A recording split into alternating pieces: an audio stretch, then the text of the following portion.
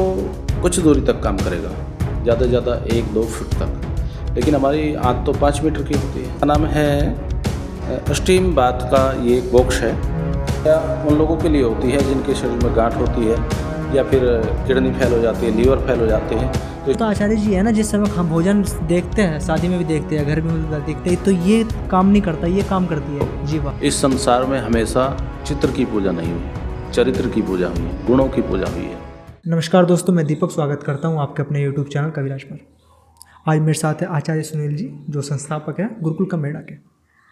अभी तक गुरुकुल कमेडा जो था, यहाँ पर विद्यार्थी रहते थे। अभी तो विद्यार्थी फिलहाल नहीं है, परंतु यहाँ पर एक चिकित्सा प्रणाली शुरू की गई है आचार्य सुनील जी के द्वारा। तो मैं आज आया था, हमने देखा यहाँ पर एक प्राकृतिक चिकित्सा है, पंचकर्म है, और आयुर्वेद से मरीजों को ठीक किया जाता है।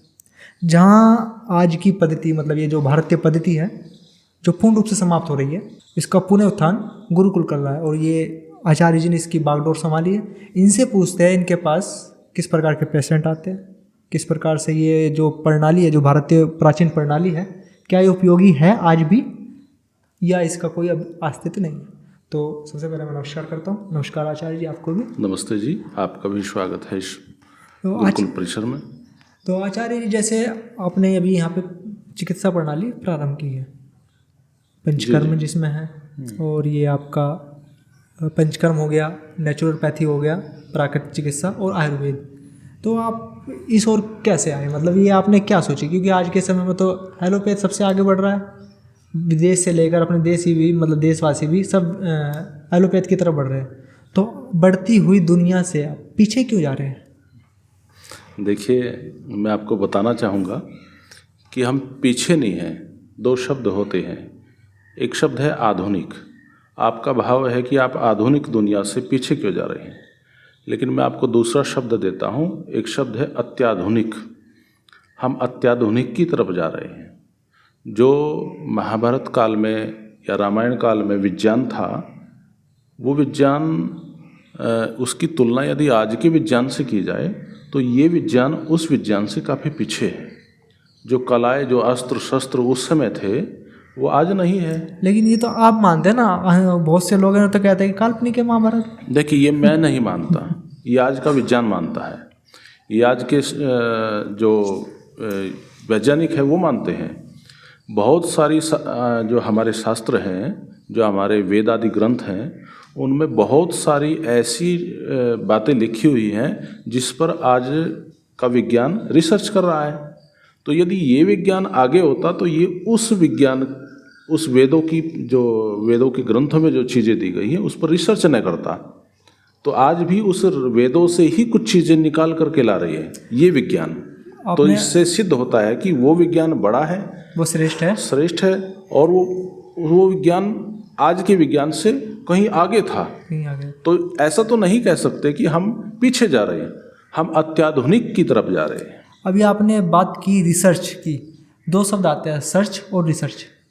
उस जमाने में सर्च हुआ और आज उस पर रिसर्च हो रहा है। तो ये इससे हम बात बता सकते हैं कि जो सर्च हो चुका है उस पर रिसर्च हो रहा है, उस पर रिसर्च बिल्कुल ऐसे माने। तो आचार्य जी, जैसे कि आप नेचुरोपैथी में आप लोगों को ट्रीटमेंट करते हैं, तो कैसा रिएक्शन आता है, वो किस प्रकार से आपको, मतलब विश्वास कैसे करते हैं? मैं तो असल में क्या होता है ना, आयुर्वेद वाले डॉक्टर पर, नेचुरोपैथ वाले डॉक्टर पर विश्वास नहीं कर पाते लोग बाग, क्योंकि वो एक साधारण से, जैसे आप बैठे, हम जैसे साधारण से दिखता है, और एक डॉक्टर 2-4 इंग्लिश शब्द बोलता है, इंग्लिश में लिखता है, तो वो कहते हैं कि ये श्रेष्ठ है। तो लोगों को कैसे समझाते हैं? देखो, इस संसार में हमेशा चित्र की पूजा नहीं हुई, चरित्र की पूजा हुई है, गुणों की पूजा हुई है। यदि विश्वास की बात करें, मैं संक्षिप्त शब्दों में आपके इस पूरे वाक्य का उत्तर दे रहा हूँ। यदि विश्वास की बात करें तो विश्वास में कोई किसी पर विश्वास नहीं करता। यदि उसको लाभ हो रहा है, उसको अच्छा लग रहा है, उसके धन की बचत हो रही है, उसकी आयु बढ़ रही है, अपनी आयुर्वेद की औषधियाँ लेकर के या पंचकर्मा या प्राकृतिक चिकित्सा लेकर के, तो उसमें तो मुझे नहीं लगता कि वो मुझ पर विश्वास कर रहे हैं। या वो मेरे जैसे किसी और पर विश्वास कर रहे हैं, उनका विश्वास उन जड़ी बूटियों पर है, उन प्राकृतिक विधाओं पर है, जिससे उसका स्वास्थ्य उत्तम अति उत्तम होता जा रहा है। चिकित्सा पर विश्वास है। उस पर विश्वास है। चिकित्सा पर विश्वास। तो अभी आपके यहाँ जैसे पेशेंट आते होंगे, एक रोग बहुत तेज़ी से बढ़ रहा है, मैं इस पर आपसे चर्चा करूँगा। एक रोग है मधुमेह का, शुगर का, जिसे आजकल शुगर बोलते हैं। परंतु हमें एक समझ नहीं आई बात, सब डॉक्टर बताते हैं कि मधुमेह हो रहा है, लेकिन क्यों हो रहा है, क्या कारण है, ये इस पर कोई बात नहीं करता। कारण अनेक बताते हैं, लेकिन जड़ पर कोई बात नहीं करता। इसका क्या कारण है आपके अनुसार? ये मेरे अपने शब्द नहीं हैं, ये आयुर्वेद के शब्द जो मैं बोलने जा रहा हूँ। देखिए, मधुमेह जब व्यक्ति को होता है तो आयुर्वेद कहता है कि जब सप्त धातु दूषित हो जाती है, शरीर की सातों धातुएं दूषित हो जाती हैं, तो एक बीमारी जन्म लेती है और उसका नाम है मधुमेह। तो मूल रूप से तो ये है कि जब हमारी धातुएं दूषित हो जाती हैं तभी शुगर होता है। कुछ कारण अन्य भी हैं, जैसे टेंशन है। आज का मनुष्य बहुत ज़्यादा टेंशन में रहता है। मेरे ख्याल से जब वो 3 या 4 वर्ष का होता है, उससे लेकर के और अंतिम अवस्था तक हर मनुष्य बड़ी टेंशन में है। वो किसी भी रूप की हो सकती, किसी भी कारण कोई भी हो सकता है। तो टेंशन भी एक मुख्य कारण है। और व्यक्ति का आहार, व्यवहार और विचार, और मूल रूप से उन्हीं से, इन सारी चीज़ों से, आहार, व्यवहार, विचार, इन सारी चीज़ों से ही हमारी जो सातों धातुएं हैं उन पर प्रभाव पड़ता है। और ऋषि कहते हैं, जो आयुर्वेद के ऋषि हैं, कि जब सप्त धातु दूषित हो जाती है तो तब मधुमेह जन्म लेता है, जिसको हम शुगर कहते हैं। तो अब जैसे शुगर हो गया, अब जो एलोपैथ के डॉक्टर है वो कहते हैं कि ये दवाई लो, आपको ताउम्र जीवन भर आपको ये खानी पड़ेगी। इसमें आयुर्वेद क्या कहता है? आयुर्वेद कहता है कि आप अपनी जो सप्त धातु दूषित हो गई है, उसमें कुछ जड़ी बूटियों का ऐसा योग बना करके उनको दिया जाता है, जिससे वो उन धातुओं का जो दूषित हो गई है उनको पुनः शुद्धता की ओर लेकर के जाए। और जब वो शुद्धता की ओर लेकर के जाते हैं तो मधुमेह बिल्कुल समाप्त हो जाता है। आयुर्वेद ये दावा बिल्कुल नहीं करता कि कोई बीमारी दब जाएगी। आयुर्वेद कहता है कि प्रत्येक बीमारी ठीक हो सकती है, होती है। ये आयुर्वेद का दावा है। आयुर्वेद कहता है कि प्रत्येक बीमारी का निवारण है। ऐसा नहीं कहता कि ये आपने बैलेंस बना करके रखे कि ये गोली लीजिए, ये कीजिए, वो कीजिए। नहीं, आयुर्वेद कहता है कि ये पूर्ण रूप से ठीक हो जाएगा। क्या जो शुगर की बीमारी चीनी खाने से होती है, मीठा खाने से होती है? देखिए, यदि हम बात करें मीठा खाने की, तो हमारे जो पूर्वज थे वो मीठा ज़्यादा खाते थे। आज के युवा या फिर आज की पीढ़ी को देख लीजिए, वो इतना मीठा नहीं खाते जितना मीठा हमारे पूर्वज खाते थे। तो यदि मीठा खाने से मधुमेह होती तो सबसे पहले उनको मधुमेह होती। नहीं, उस समय ना, तो उस समय ऐसा मीठा तो नहीं होता ना, चीनी तो नहीं बनती थी उस समय, कच्चा मीठा होता था। देखिए, चीनी तो यदि एक उस व्यक्ति को चीनी खिलाई जाए जिसने कभी चीनी नहीं खाई, तो उसको चीनी मीठी नहीं लगेगी, कड़वी लगेगी। चीनी में इतने केमिकल्स होते हैं। और मुझे एक सज्जन बता रहे थे कि यदि जिस पानी से चीनी को साफ किया जाता है, यदि उस पानी को खेत में डाल दिया जाए तो वहाँ कोई पौधा, पेड़, फसल नहीं हो सकती। वो इतनी भयानक है।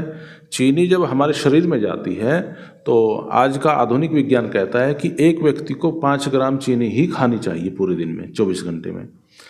तो चीनी जब हमारे अंदर जाती है तो चीनी पचती नहीं, चीनी अपच होती है। चीनी पचती ही नहीं, तो वो अंदर ही पड़ी रहती है और हमारे ब्लड तक पहुंच जाती है, जिसके कारण हमारा ब्लड भी दूषित होता है। और जब ब्लड दूषित होगा, क्योंकि अभी मैंने कहा आहार, व्यवहार और विचार, इन तीनों से मधुमेह बनता है। ये तीनों ही मधुमेह की माँ है।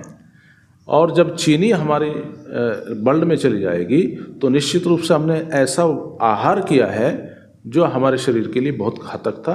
तो कहीं ना कहीं चीनी भी बहुत ज़्यादा कारगर हमारे। फिर तो इस बात से ये सिद्ध होता है कि जो भी मीठा बन रहा है वो चीनी से बनता है, सीधी सीधी सी बात है। तो और उसमें तो फिर व्यक्ति, मतलब ये तो समाप्त है, इसमें तो कुछ होने वाला है ही नहीं, तो कहाँ तक बचेगा व्यक्ति? नहीं, देखिए, मीठा जो है वो मीठा हमारा जो एक देसी खांड आती है, यदि हम चीनी जैसा ही सफ़ेद कोई पदार्थ चाहते हैं तो एक खांड नाम का एक पदार्थ आता है खाने का, तो आप देशी खांड का प्रयोग कीजिए। हम कभी भी गुरुकुल में चीनी का प्रयोग नहीं करते, हमारे यहाँ चीनी नहीं होती, तो हम उसके ऑप्शन में खांड रखते हैं। आप शक्कर रख लीजिए, आप गुड़ रख लीजिए, आप मधु कीजिए अपने, जैसा आप दूध पीते हैं तो दूध तो श्वेत मीठा होता है, लेकिन लोग क्या करते हैं उसमें चीनी डाल लेते हैं। यदि आपको मीठा ही डालना है तो आप उसमें मधु डालिए। मधु डाल करके यदि आप पिएंगे तो वो एक औषधि का काम करेगा और वो आपको एक ऊर्जा प्रदान करेगा, आपको एक ताकत भी प्रदान करेगा और रोगों से लड़ने की अक्षमता मधु में होती है। कुछ लोग कहते हैं मधु गर्म होता है, ऐसा नहीं है। मधु की तासीर गर्म नहीं है, वो नेचुरल प्रकृति के अनुसार चलता है। आचार्य जी, आज के युग में सबसे ज़्यादा गंभीर समस्या शुगर के बाद जो आती है वो पेट की होती है। हर व्यक्ति पेट का रोगी है, कारण ये जो नूडल्स खा रहे हैं।